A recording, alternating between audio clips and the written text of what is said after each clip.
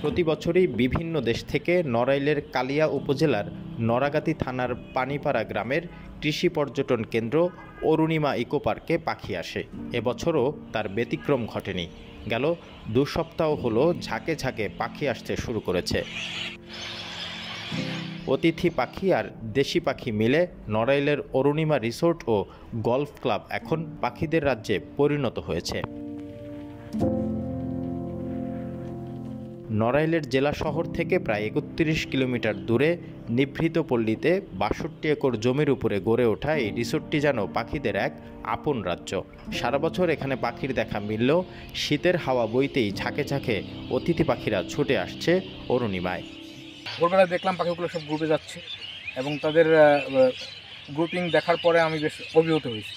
অভিভূত হওয়ার পরে আমি জানতে পারলাম যে এই পাখিগুলো বিকালেও ফেরত আসবে এবং বিকালে এই দৃশ্য দেখার জন্য আমি এখানে বসছি এবং দেখলাম যে পাখিগুলো আসছে গ্রুপে এবং তারা গাছের উপরে বসতেছে এবং এই দৃশ্য যারা ঢাকাতে থাকে তারা কোনো সময় দেখতে পাবে না। যদি তারা এখানে আসে, সময় দেয়, তারা দেখতে পাবে। This is the time. এখানে গেলে পুরো এলাকা জুড়ে আপনার চোখে পড়বে বক, হাঁস পাখি, পানকৌড়ি, শালিক, টিয়া, দোয়েল, ময়না, মাছরাঙা, ঘুঘু, শ্যামা, কোকিল, টুনটুনি, চড়ুইসহ নাম না জানা দেশি বিদেশি বিভিন্ন প্রজাতির পাখির রাজত্ব। এখানে প্রতিদিন হাজার হাজার পাখির প্রজনন ঘটছে। বর্তমানে দেশের একমাত্র এই কৃষি পর্যটন কেন্দ্রটি পরিণত হয়েছে পাখির অভয়ারণ্যে। এইখানে হচ্ছে বছরে 8 থেকে 9 মাস দেশি এবং পরিযায়ী পাখির একটা মিলনস্থল।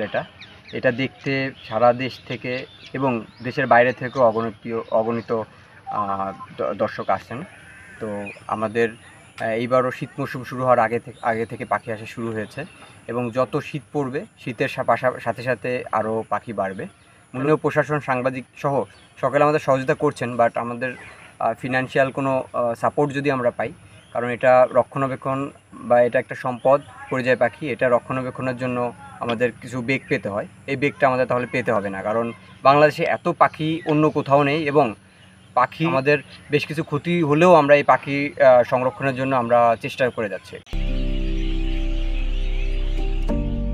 এই নয়নাভিরাম সৌন্দর্য দেখতে প্রতিনিয়ত দূর দূরান্ত থেকে ছুটে আসছে অসংখ্য পাখিপ্রেমী ও বিনোদন প্রিয় মানুষ।